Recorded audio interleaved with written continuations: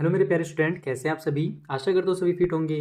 प्यारे बच्चों, प्रीवियस वाले वीडियो में आपने 17 का क्वेश्चन नंबर 25 तक सॉल्व करना सीखा था। मैंने आपको कई ट्रिक्स बताए थे, कई टिप्स दिए थे कि आप आसानी से और टाइम बचा करके कैसे इन क्वेश्चंस को सॉल्व कर सकते हो।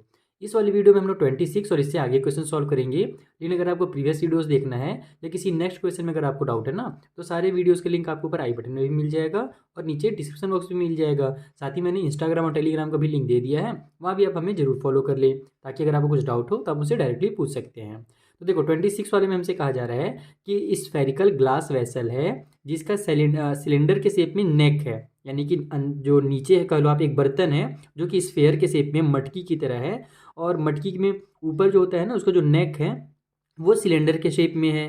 और सिलेंडर की जो हाइट है वो 7 सेंटीमीटर है, और उसका जो लेंथ है, सॉरी, 4 सेंटीमीटर इन डायमीटर, यानी ये जो 4 सेंटीमीटर दिया हुआ है ये उस सिलेंडर की डायमीटर दी हुई है।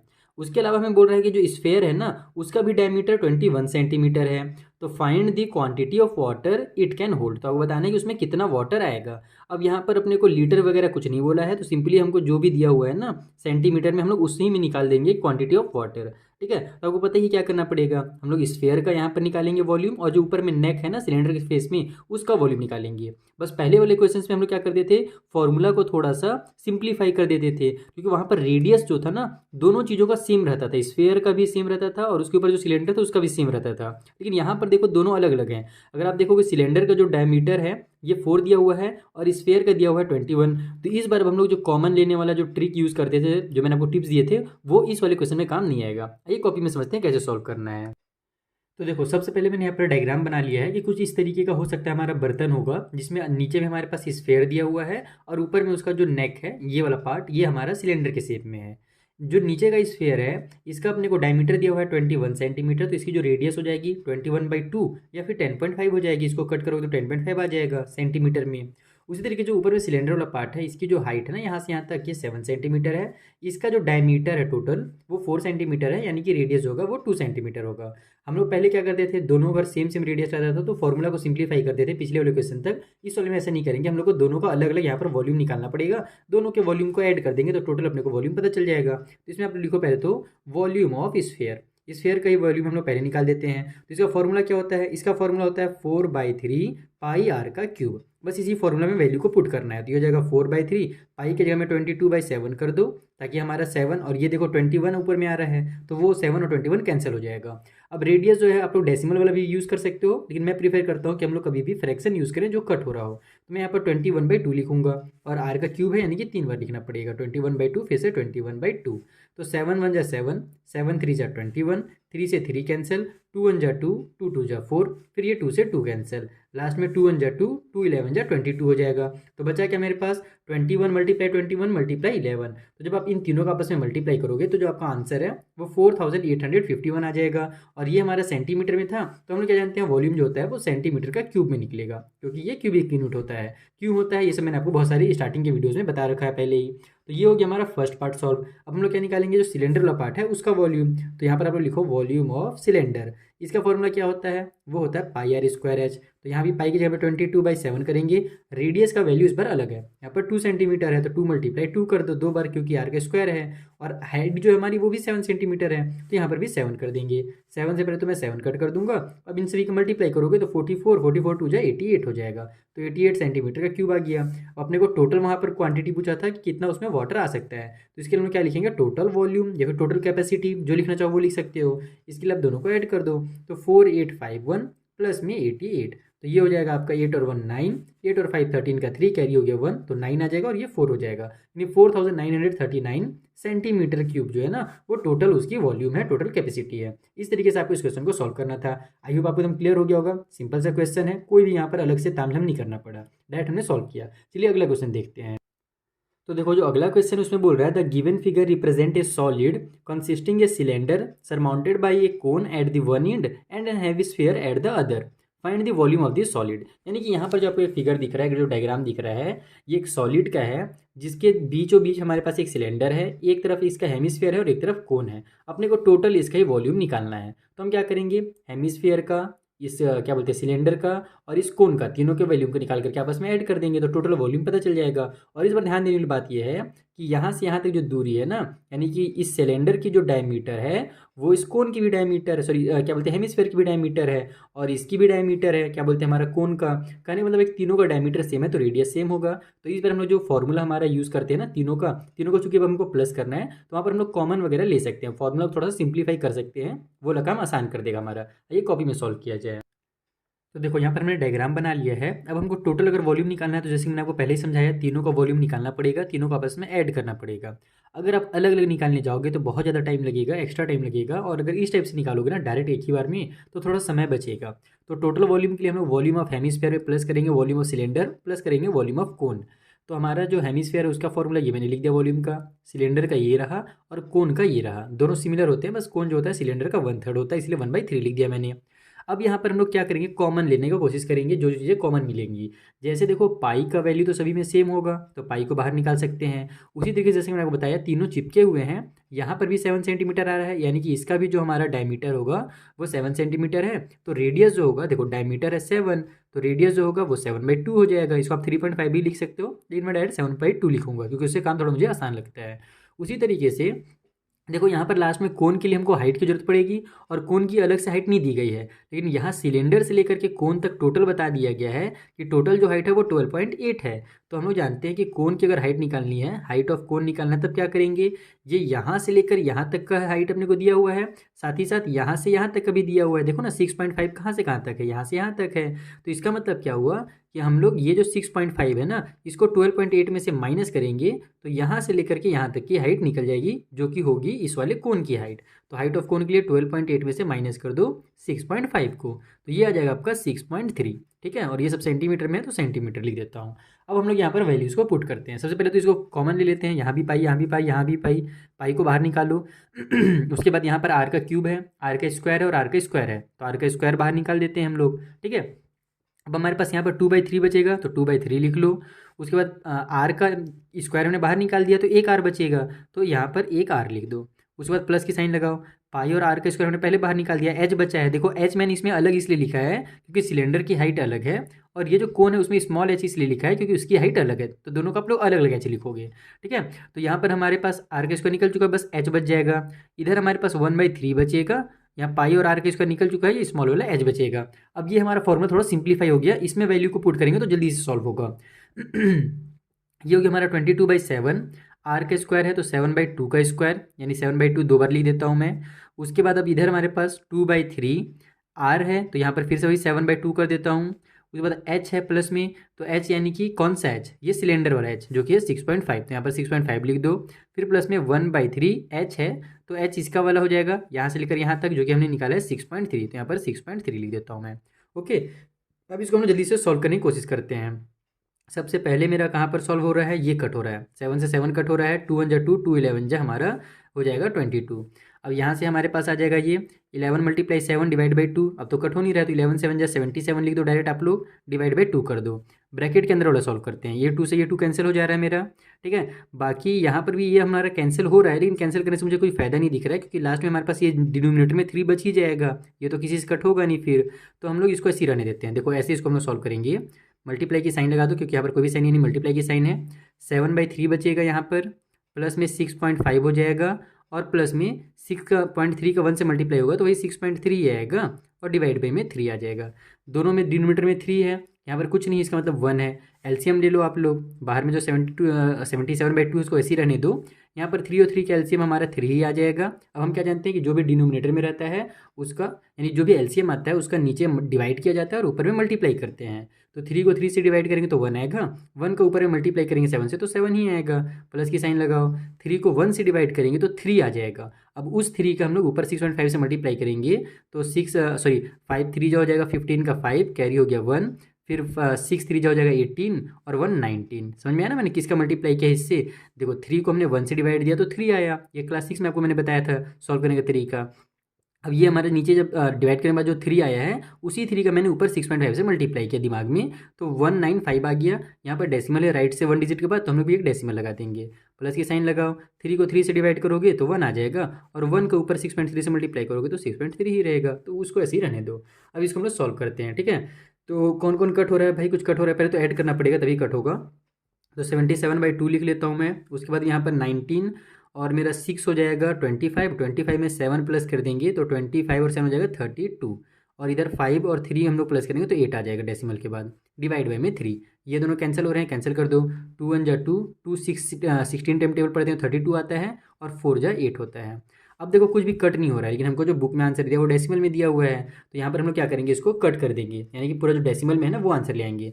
आप लोग इसको चाहो तो एक बार ऐसे लिख सकते हो, 77 मल्टीप्लाई में 16.4 डिवाइड बाई में 3, ऐसे भी लिख सकते हो। अब इसको कट करो या फिर डिवाइड दे दो, मैं कट करके दिखाता हूँ। 3 1 जा 3 हो जाएगा, 3 5 जा 15 हो जाएगा। अब हमारा नंबर जो है 1 बच गया, वो आगे जाकर इसको 14 बना देगा, डेसिमल वाले नंबर में आ गया तो डेसिमल लगा लेते हैं। अब 3 4 जा 12 हो जाएगा, 14 में से 12 कट हुआ, बचा 2। वो 2 जब आगे, अब आगे जाने का कुछ है नहीं तो हम लोग क्या करेंगे, उस 2 में 0 बढ़ा देंगे, तो फिर हमारा 3 6 जा 18 हो जाएगा। फिर 2 बचेगा, फिर उसमें हम लोग 0 बढ़ाएंगे तो फिर 3 6 जा 18 होगा। तो इस टाइप से 4 6 6 आते रहेगा, तो हम लोग पूरा नहीं लिखेंगे, डायरेक्ट इसको लिखेंगे 77 मल्टीप्लाई 5.46। और जब आप इसका मल्टीप्लाई करोगे ना, तो मैंने मल्टीप्लाई पहले ही कर रखा है यहाँ पर, ये आता है आपका, कहाँ था यार, कहाँ तो मैंने मल्टीप्लाई किया था, एक सेकेंड, इस वाले पेज में किया है। इसका आंसर आ रहा था हमारा 420.42। ठीक है, ये इसका आंसर आ रहा है। बुक में आपके थोड़ा सा यहाँ पर अलग दिया हुआ है, लेकिन उससे घबराने की जरूरत नहीं है। अगर डेसिमल के लेफ्ट में आपका आंसर आ जा रहा है तो राइट वाला अगर थोड़ा आगे पीछे भी रहेगा ना डेसिमल के बाद, तो कोई दिक्कत नहीं है, वो आपका आंसर सही ही कहलाएगा। क्योंकि जब भी डेसिमल हम लोग सॉल्व करते हैं, या ये कह लो कि जब भी पाई का वैल्यू कहीं भी आ जाता है ना 22/7, तो उसका आंसर कभी भी एग्जैक्ट नहीं आता है, क्योंकि पाई का वैल्यू कभी भी एग्जैक्ट होता ही नहीं है। तो ये आपका आंसर जो है बिल्कुल करेक्ट कहलाएगा, अब इसका फिक्र बिल्कुल नहीं करना। और हमारा सेंटीमीटर में था तो सेंटीमीटर क्यूब लगाना भी नहीं भूलने का। तो इस तरीके से आपका क्वेश्चन नंबर 27 सॉल्व होगा। आई होप आपको ये भी समझ में आ गया होगा। थोड़ा सा आपको मैंने काम यहाँ पर आसान किया है, भले आपको थोड़ा सा लग रहा होगा कि मुश्किल किया है, लेकिन जब आप अलग से सॉल्व करोगे ना, जब तीनों का अलग अलग वॉल्यूम निकालोगे, तब आपको समझ में आएगा कि एक्चुअली मैंने आपका काम आसान किया है। चलिए अब जो अगला क्वेश्चन है हम लोग इसे सॉल्व करते हैं। मैंने भी आपके बुक में आंसर चेक किया, जो कि बिल्कुल भी गलत दिया हुआ है, 376 के आसपास कुछ दिया हुआ है, जो कि बिल्कुल गलत है। आपका जो आंसर होगा वो 420 ही होगा। भले डेसिमल में आगे पीछे आपका आ सकता है आंसर, लेकिन 420 ही आना चाहिए, नहीं तो गलत हो जाएगा। बुक आंसर से बिल्कुल भी लाने की कोशिश मत करना। चलिए अगले क्वेश्चन के पास पहुंचा जाए। सो नेक्स्ट वाले क्वेश्चन में से बोल रहा है कि from a cubical piece of wood of side 21 centimetre a hemisphere is carved out in such a way that the diameter of hemisphere is equal to the side of the cubical piece. यानी कि यहाँ पर हमको बोल रहा है कि एक क्यूब है हमारे पास, जिसके ऊपर से एक हेमिस्फेयर को कट करके निकाला गया है। जैसे मान लो क्यूब के शेप में आपके पास आइसक्रीम होगा, उसमें आप चम्मच लगा करके ऐसे आइसक्रीम बाहर निकालोगे, या मान लो घी वगैरह रखा रहता है डब्बे में, उसको हम लोग ऐसे निकालते हैं चम्मच से, गोल गोल चम्मच से। एक ज़्यादातर तो आइसक्रीम आपने देखा होगा, तो उस टाइप से उसमें से आइसक्रीम को, या फिर क्या कर सकते हो, क्यूब में से एक हेमिस्फेयर को बाहर निकाला गया है। अब हमारा जो साइड है क्यूब का 21 सेंटीमीटर है, और हेमिस्फेयर का जो डायमीटर है वो इक्वल है इसी साइड के, यानी कि हेमिस्फेयर का भी जो डायमीटर होगा वो 21 सेंटीमीटर होगा, यानी कि रेडियस जो होगा 21/2 हो गया। खेल खत्म। आगे बोल रहा है find the surface area and volume of the remaining piece. यानी कि जब निकाल लिया गया है उस कोन को, सॉरी कोन बोल रहा हूँ, वहाँ पर जो स्फेयर को निकाला गया हेमिस्फेयर को, तो हेमिस्फेयर को निकालने के बाद जो पार्ट बच रहा है ना, उसका अपने को टोटल सरफेस एरिया निकालना है, और वहाँ पर हम लोग को रिमेनिंग जो बचा हुआ पार्ट है उसका वॉल्यूम भी निकालना है। आइए डायग्राम के थ्रू एक बार और मैं इसको अच्छे से समझा देता हूँ, उसके बाद हम इसको सॉल्व करेंगे तुरंत एकदम। तो देखो यहाँ पर हमने डायग्राम बनाने की कोशिश की है, कुछ खास तो नहीं बना है, फिर भी आपको समझ में आ जाएगा कि हमारे पास एक इस तरीके से क्यूबिकल शेप है, उसके ऊपर में से ही एक हेमिस्फेयर को निकाला जा रहा है, कट करके चम्मच से जैसे भी निकाला गया होगा निकाला जा रहा है। ठीक है, अब हम लोग को बोल रहा है कि इसका आपको टोटल यहाँ पर सरफेस एरिया निकालना है, इसको कट करने के बाद, यानी जब ये निकल जाए बाहर हेमिस्फेयर, तब यहाँ पर जो सरफेस एरिया बनेगा वो कितना बनेगा ये आपको बताना है। तो उसके लिए हम लोग क्या करें, हमारे पास टोटल जो इसका सरफेस एरिया रहेगा, ये हमारा जो क्यूब है इसका हम लोग टोटल सरफेस एरिया निकालेंगे। उसके बाद अगर आप इमेजिन करो, आँख बंद करो, थोड़ा सा मेरी बात सुनते जाओ। नहीं यार, बात सुनोगे तो समझो कैसे, आँख खोलो और देखो ऐसे। जब हम लोग उस हेमिस्फेयर में ऐसे, नहीं उस क्यूब के अंदर ऐसे गोला जब बना करके चम्मच से निकालेंगे, तो वहाँ पर इस टाइप से एक शेप बन जाएगा, ऐसे गड्ढा बन जाएगा ना, स्लोपी टाइप से शेप, ये वाला शेप बन जाएगा। ऊपर में लेकिन खाली रहेगा, तो ऊपर का अपने को सरफेस एरिया इसका मतलब नहीं निकालना है, ध्यान रखना। ओके, तो इस टाइप से तो हमारे पास कोई फॉर्मूला ही नहीं है कि अगर हम लोग देखें तो हमारे पास फॉर्मूला किसका है, ये जो हमारे पास हेमिस्फेयर है इसका कर्व सरफेस एरिया निकालने के लिए फॉर्मूला हमारे पास है। लेकिन ऊपर वाला जो पार्ट है ना, ये वाला सर्कल, इसको गायब कैसे किया जाए, तो इसके लिए कुछ नहीं करेंगे, हम लोग सर्कल का फॉर्मूला लगाएंगे और उसको वहाँ पर से माइनस कर देंगे, और एक्स्ट्रा कोई भी काम यहाँ पर अपने को अलग से नहीं कर। तो उससे होगा क्या कि हमें जो जितने भी पार्ट्स हैं साइड साइड है सबका एरिया निकल जाएगा। और ये जो स्लोपी वाला पार्ट है ना, ये अंदर वाला, जब हम लोग चम्मच से इसको निकालेंगे तो जो अंदर स्लोपी पार्ट बनेगा उसका भी अपने को एरिया पता चल जाएगा। और ऊपर वाला जो है ये वाला पार्ट, ये वाला हट जाएगा यहाँ से। तो यहाँ पर आप लोग लिखोगे कि surface area of remaining part, ठीक है, रिमेनिंग पार्ट। उसके लिए हम लोग को कुछ नहीं करना है, पहले इक्वल का साइन लगा के थोड़ा फॉर्मूला लिखेंगे हम लोग पहले कि यहाँ पर हम लोग क्या करने वाले हैं, तो टोटल सरफेस एरिया निकालने वाले हैं इस क्यूब का। तो T S A of cube, उसमें हम लोग क्या करेंगे, प्लस करेंगे ये वाला जो हमारा हेमिस्फेयर है उसका सरफेस, कर्व सरफेस एरिया। तो curve surface area of hemisphere, और उसमें हम लोग क्या करेंगे, तो ऊपर का ये जो सर्कल वाला पार्ट है इसको हटा देंगे क्योंकि अपने पास कर्व सरफेस एरिया तो ये वाला बचेगा, खाली खाली बचेगा बस। तो यहाँ पर प्लस नहीं लगेगा, सॉरी माइनस, क्या लिख सकता हूँ इसको मैं, एरिया ऑफ अपर सर्कल। यहाँ पर जो ऊपर में सर्कल बन रहा है उसका एरिया को हम लोग माइनस करेंगे। तो क्यूब के जो टोटल सरफेस एरिया का फॉर्मूला होता है वो क्या होता है, तो हमारे पास हमको पता है एक एरिया यानी एक साइड का एरिया निकालेंगे तो ए का स्क्वायर आएगा। तो टोटल यहाँ पर 6 फेसेस होते हैं तो 6 ए का स्क्वायर इसका फॉर्मूला बनता है। ये फॉर्मूला वगैरह याद करने का तरीका मैंने आपको शुरू में भी समझा दिया है, ठीक है। उसके बाद कर्व सरफेस एरिया हेमिस्फेयर का फॉर्मूला क्या होता है, तो ये होता है हमारा 2 पाई आर का स्क्वायर, ठीक है। ये हमारा फॉर्मूला होता है ना कर्व सरफेस एरिया का, जहाँ तक मुझे याद आ रहा है यही होता है, हाँ यही होता है। उसके बाद क्योंकि ये जो हमारा होता है ना सिमिलर होता है हमारे इसके एरिया के फॉर्मूला से, सर्कल का एरिया का फॉर्मूला क्या होता है, तो पाई आर का स्क्वायर होता है। अब देखो 2 पाई आर का स्क्वायर, उसमें से पाई आर का स्क्वायर माइनस करो तो 1 पाई आर का स्क्वायर बचेगा। तो इसको हम लोग डायरेक्ट लिख सकते हैं 6 ए का स्क्वायर प्लस में 1 के हटा दो, 1 लिखने की जरूरत नहीं, डायरेक्ट यहाँ पर पाई आर का स्क्वायर लिख दो क्योंकि 1 लिखोगे तो उसका कोई अलग से मतलब नहीं होता है, ठीक है। तो ये हमारा एक्चुअली में फॉर्मूला बन गया, इसको सॉल्व करेंगे तो अपने को इसका रिमेनिंग पार्ट का यानी कर्व आउट करने के बाद, कर्व निकालने के बाद वहाँ पर हमारे पास जो भी सरफेस एरिया है वो पता चल जाएगा। तो यहाँ पर हम लोग लिखेंगे 6 ए का स्क्वायर है, तो ए यानी कि ये साइड ना, तो साइड हमको 21 दिया था तो 21 मल्टीप्लाई 21, इस तरीके से इसको लिख लो। प्लस की साइन है, प्लस की साइन लगा लो। पाई की जगह में हम लोग 22/7 कर देते हैं, मल्टीप्लाई आर का स्क्वायर है। तो अब रेडियस कितना है भैया, तो रेडियस 21/2 है, तो 21/2 मल्टीप्लाई 21/2। अब यहाँ से एक कट हो तो इसको मैं कट कर देता हूँ, 7 7 3 जा 21, 2 1 जा 2, 2 का टेबल हम लोग पढ़ेंगे 11 टाइम पे तो आ जाएगा मेरा 22, ठीक है। अब हमारे पास और कुछ कट हो रहा है क्या, कट नहीं हो रहा है तो हम लोग क्या करेंगे सभी का मल्टीप्लाई कर देते हैं। इधर इन सभी का आपस में आप मल्टीप्लाई करोगे तो आपका आंसर आ जाएगा 2646, ठीक है। अब इधर आप मल्टीप्लाई करोगे 11 का 3 से और फिर 21 से, तो ये आपका आ जाएगा 693, ठीक है, 693 आ जाएगा। डिवाइड बाई में हमारे पास 2 है। ये सब देखो मैंने सॉल्व पहले ही कर लिया है ताकि आपका भी टाइम वेस्ट ना हो वीडियो में और मेरा भी टाइम वेस्ट ना हो और हम आपको अच्छा लगे थोड़ा पढ़ने में मजा आए। ज़्यादा आपको मैं खिचड़ी बनाऊँ ना, कट करूँगा मल्टीप्लाई करूँगा तो उससे आपको भी बहुत बोरिंग लगेगा और आप फालतू में फिर वीडियो को स्किप करोगे।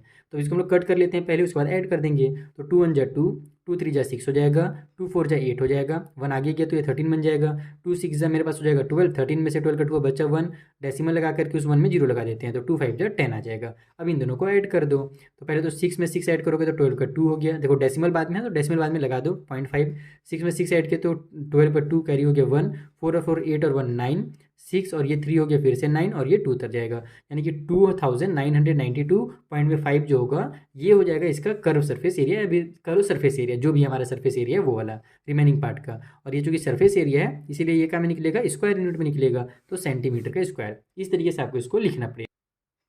अब अपने को इसका वॉल्यूम भी निकालना है तो उसके लिए ज़्यादा माथापच्ची नहीं करेंगे, सिंपल हम लोग क्या करेंगे टोटल वॉल्यूम निकाल देंगे इस वाले क्यूब का, ठीक है। और क्यूब के वॉल्यूम में से माइनस कर देंगे इस हेमिस्फीयर के वॉल्यूम को, तो अपने को पता चल जाएगा वहाँ पर ये बचे हुए पार्ट का वॉल्यूम। यहाँ पर आप लोग लिखो वॉल्यूम ऑफ रिमेनिंग पार्ट, ठीक है। जो रिमेनिंग पार्ट है उसका वॉल्यूम निकालने के लिए अपन क्या करने वाले हैं, तो उसके लिए हम लोग करने वाले हैं वॉल्यूम ऑफ क्यूब में से माइनस वॉल्यूम ऑफ हेमिस्फीयर को।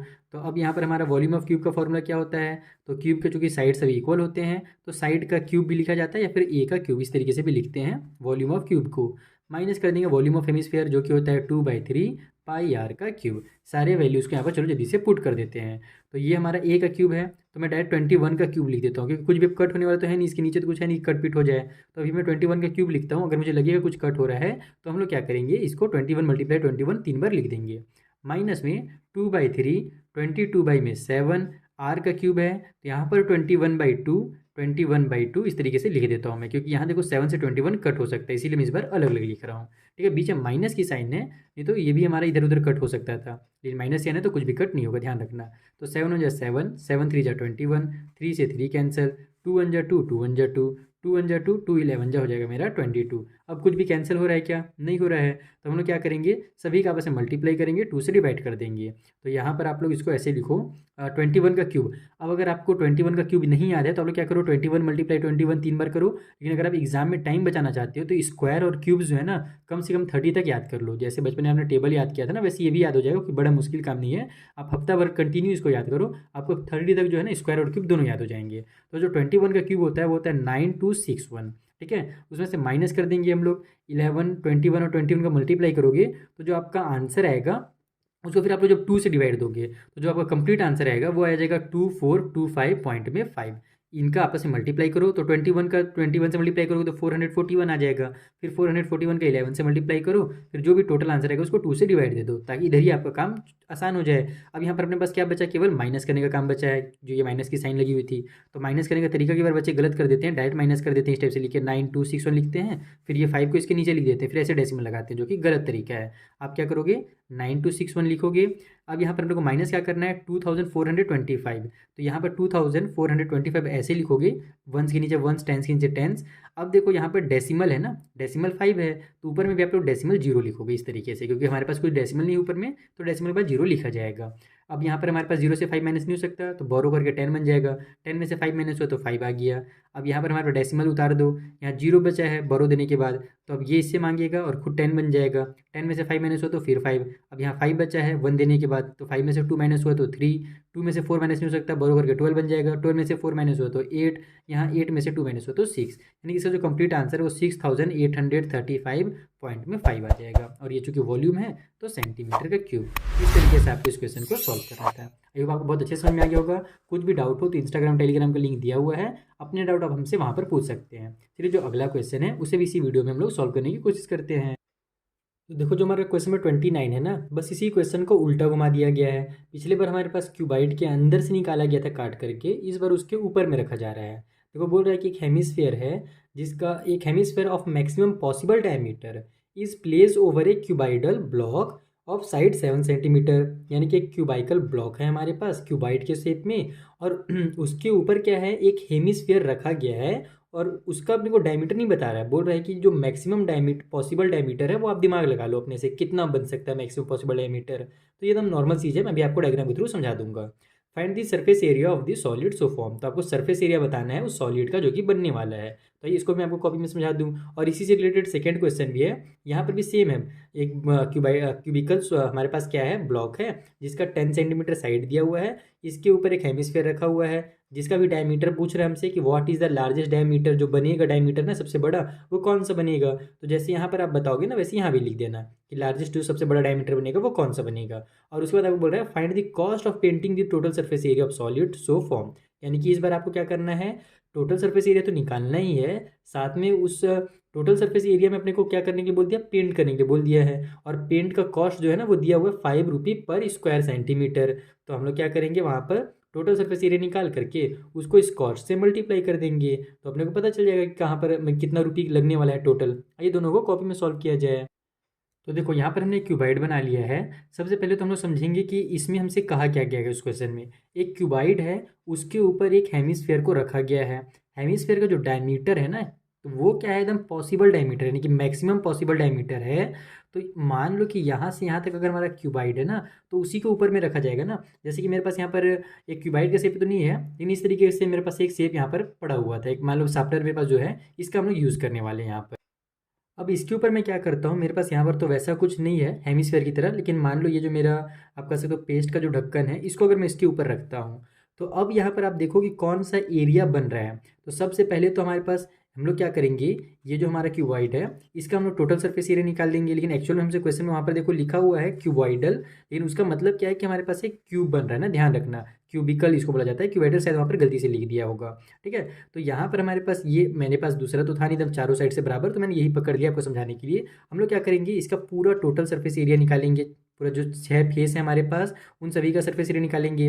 अब इसके ऊपर हेमिस्फेयर रख दिया है, तो हेमिस्फेयर का भी कर्व सरफेस एरिया आ जा रहा है। लेकिन यहाँ पर अगर आप ध्यान से साइड में देखोगे तो ये वाला जो हमारा फेस था, सबसे अपर मोस्ट फेस था, इसमें एक सर्कल जो है ना वो छुप जा रहा है। तो हम लोग क्या करेंगे कि ये जो सर्कल वाला पार्ट है इसको माइनस कर देंगे। पिछले बार यही पार्ट अंदर में था, यानी कि ये अंदर घुसा हुआ था, अंदर से इसको काट करके निकाला गया था पिछले क्वेश्चन में। लेकिन इस बार भी जब हम लोग इसके ऊपर भी रखेंगे एक हेमिस्फेयर को, तो भी एक सर्कल वाला जो एरिया है ना वो वहाँ पर छुप जाएगा। तो हम लोग क्या करेंगे, उस एरिया को उसमें से माइनस कर देंगे। इसका टोटल सरफेस एरिया प्लस में इसका कर्व सरफेस एरिया माइनस कर दो उसमें से सर्कल वाला जो एरिया छुप जा रहा है उसको, तो आपको इसका टोटल सरफेस एरिया जो है वो पता चल जाएगा। तो यहाँ पर हम लिखेंगे surface area of solid, shortcut में कि जो सॉलिड बना हुआ है उसका सरफेस एरिया निकालने के लिए हम क्या करने वाले हैं, तो total surface area of cube करेंगे। ठीक है, क्यूब का टोटल सरफेस एरिया निकालेंगे, उसमें प्लस करेंगे curve surface area of hemisphere, और फिर उसमें से माइनस कर देंगे हमारा ये जो छुपा हुआ पार्ट है सर्कल का उसका एरिया, तो एरिया ऑफ सर्कल। इस तरीके से यहाँ पर आप लोग लिख लो। अब सभी के फॉर्मूलाज लिख करके उनके वैल्यूज़ को पुट कर देते हैं, हमारा आंसर जो है वो आ जाएगा। तो इसका सरफेस एरिया का फॉर्मूला क्या होता है, 6a का स्क्वायर होता है, प्लस में इसका सरफेस एरिया तो 2πr स्क्वायर हो जाएगा, माइनस कर दो उसमें से πr का स्क्वायर, तो फिर से वही फॉर्मूला बन जाएगा 6a का स्क्वायर प्लस में πr का स्क्वायर, 2 में से 1 माइनस होगा तो 1πr का स्क्वायर बच जाएगा।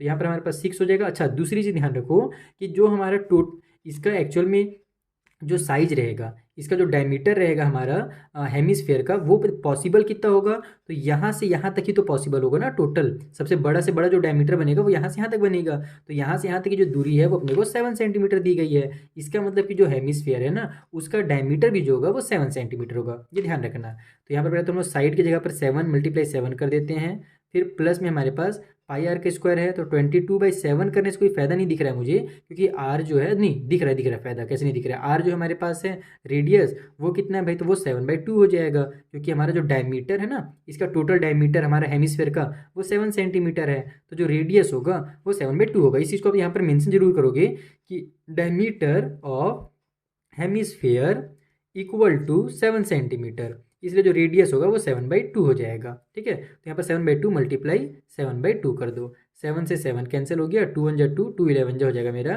कितना 22। अब इन दोनों को कैंसिल करेंगे तो हमारा 3.5 आ जाएगा। यहाँ पर कट करूँगा तो मैं, अब सभी को आपस में सॉल्व कर दो, तो जब आप इनका आपस में मल्टीप्लाई करोगे तो आपका आंसर जो है ना वो 294 आ जाएगा। उसमें प्लस कर दो इन दोनों का मल्टीप्लाई करके, तो इनका मल्टीप्लाई करोगे तो आपका आ जाएगा 38.5, दोनों को ऐड कर दो, देन आपका आंसर हो जाएगा 332.5। और ये सभी हमने क्या निकाला, अभी सरफेस एरिया निकाला है, तो सेंटीमीटर का स्क्वायर में आंसर आ जाएगा। तो इस तरीके से आपको फर्स्ट वाले पार्ट को सॉल्व करना था। मेन आपको ये समझना है, इस पार्ट को अगर आपने समझ लिया क्वेश्चन नंबर 28 और 29 में, तो आपने समझ लो कि उस पूरे के पूरे क्वेश्चन को सॉल्व कर लिया। आपने फॉर्मूला बनाना है, फॉर्मूला बन गया तो क्वेश्चन तुरंत सॉल्व हो जाएगा। बस वैल्यूज को पुट करके मल्टीप्लाई डिवाइड ही तो करना है और कुछ करना नहीं है। चलिए इसका जो सेकंड पार्ट है उसे सॉल्व करते हैं। तो देखो सेकंड वाला क्वेश्चन भी एकदम सेम टू सेम था, बस वहाँ पर अपने को कॉस्ट दिया हुआ था। कॉस्ट हमसे बोला गया था, वो मैं आपको आगे चल के बताऊंगा, 5 रुपये 100 स्क्वायर मीटर का बोला गया था पेंट करने का। बाकी सेम क्वेश्चन था कि यहाँ पर भी एक हमारे पास क्यूबाइडल शेप दिया हुआ था, है ना, क्यूबिकल शेप, उसके ऊपर एक इस टाइप से हेमिस्फीयर रखा हुआ है। इसका हम लोग टोटल सरफेस एरिया निकालेंगे तभी तुमको पता चलेगा कितने में हमको पेंट करना है। तो यहाँ पर हमसे एक चीज़ और बोला था कि बताइए जो मैक्सिमम हमारा डायमीटर होगा उस हेमिस्फीयर का वो कितना होगा। तो जाहिर सी बात है कि अगर अपने को यहाँ पर से मैक्सिमम जो अपने को साइड दिया हुआ है वो 10 सेंटीमीटर दिया हुआ है दूसरे वाले क्वेश्चन में, इसमें तो 7 दिया हुआ था, दूसरे वाले में भी सेम डायग्राम बनेगा इसलिए मैंने नहीं बनाया। तो उसमें 10 सेंटीमीटर का टोटल हमारे पास साइड दिया हुआ है ना, तो इसका मतलब उसके ऊपर 10 सेंटीमीटर का ही हेमिस्फीयर रखाएगा। तो जो मैक्सिमम डायमीटर जो होगा वो 10 सेंटीमीटर का होगा। तो यहाँ से जो रेडियस निकल कर क्या आ जाएगा वो 10/2 यानी कि 5 सेंटीमीटर हो जाएगा। अब हम लोग क्या करेंगे, सेम इसी टाइप से लिखेंगे फॉर्मूला वगैरह, इस टाइप से आप लोग यहाँ पर लिख लेना, मैं डबल नहीं लिख रहा हूँ। उसके बाद हमारा फॉर्मूला जो होगा यहाँ तक पहुँच जाएगा, तो मैं डायरेक्ट इसी फॉर्मूला को लिख रहा हूँ। ठीक है, सरफेस एरिया जब हमको निकालना रहेगा सॉलिड का, तो उसके लिए मेरा लास्ट में जब फॉर्मूला को हम लोग सॉल्व करेंगे तो क्या बनेगा, 6a का स्क्वायर प्लस में πr का स्क्वायर, यही बन जाएगा।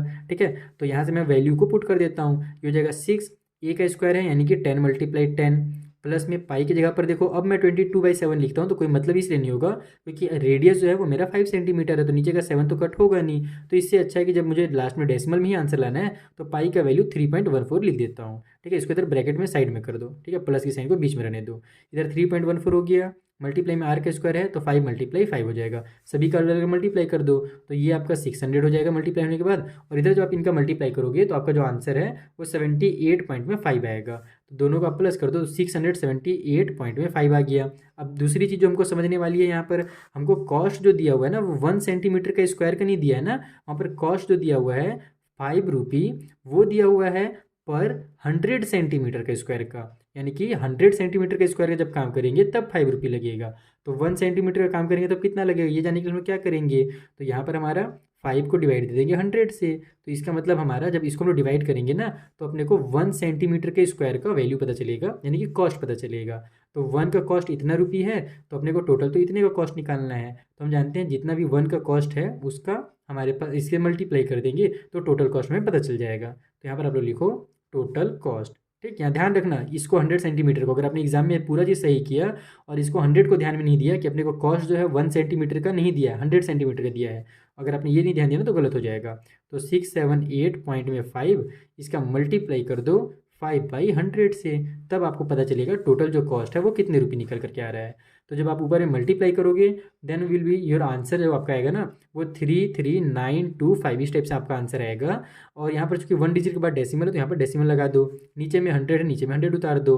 अब हमारे पास नीचे में 2 जीरो और है तो हम क्या जानते हैं डेसिमल को ही 2 डिजिट अंदर खिसका देना है, तो ये 33.925 आ जाएगा। इसी को आपके बुक में जो है ना गलती से आंसर 53.93 दिया हुआ है, ये गलत आंसर आपके बुक में दिया, नहीं पता जो आंसर लिख रहा था वो लगता है उसको नींद आ रही होगी, लेकिन इसका सही जो आंसर होगा वो 33.93 हो जाएगा, इसको अप्रॉक्स करके, ठीक है, एस्टिमेट करके। तो इस तरीके से आपका फाइनल आंसर निकल करके आ जाएगा। आई होप आपको क्वेश्चन नंबर 23 तक पूरे के पूरे क्वेश्चन अच्छे समझ में आ गए होंगे। कुछ भी डाउट हो बच्चे लोग तो इंस्टाग्राम टेलीग्राम का लिंक दिया हुआ है, टेलीग्राम में आपसी में डिस्कस कर सकते हो, इंस्टाग्राम से हमसे डिस्कस कर सकते हो। मिलेंगे हम लोग नेक्स्ट वाले वीडियो में जहाँ पर मैं इस एक्सरसाइज को पूरा का पूरा कंप्लीट कर दूंगा। Thank you for watching.